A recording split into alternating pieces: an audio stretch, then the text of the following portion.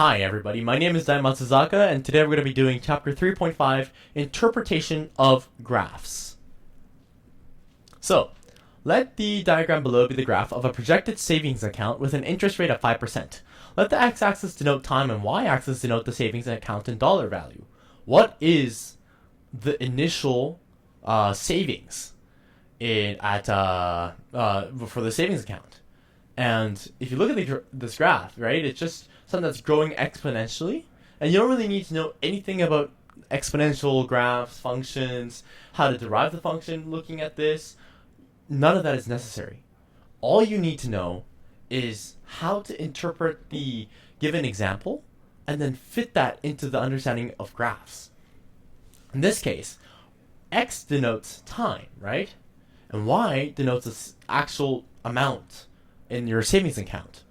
Well, if the question is asking you, how much did you have initially before you actually put your money into the savings account, how much time has, passed in the savings account? Well, 0, right? So then we just look at this y-axis, the y-intercept, to find how much you had initially, which is 100. So you figured out this initial value without even knowing anything about the function or finding anything out, mathematically. Really, you just looked at time, said, oh, well, 0 time has passed. Then look at the y value that's given by the graph. And there you go, you have it, $100, you're done.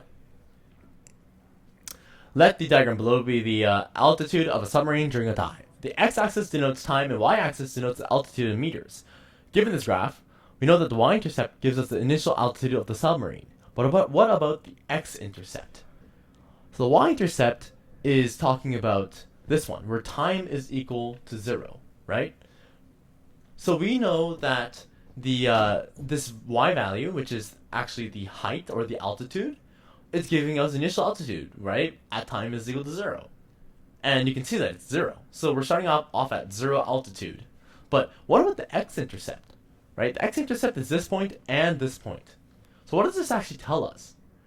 Well, assuming from the question that we go to 0 altitude after the dive, then this x-intercept is telling us the time between the end and the start. The start is right here.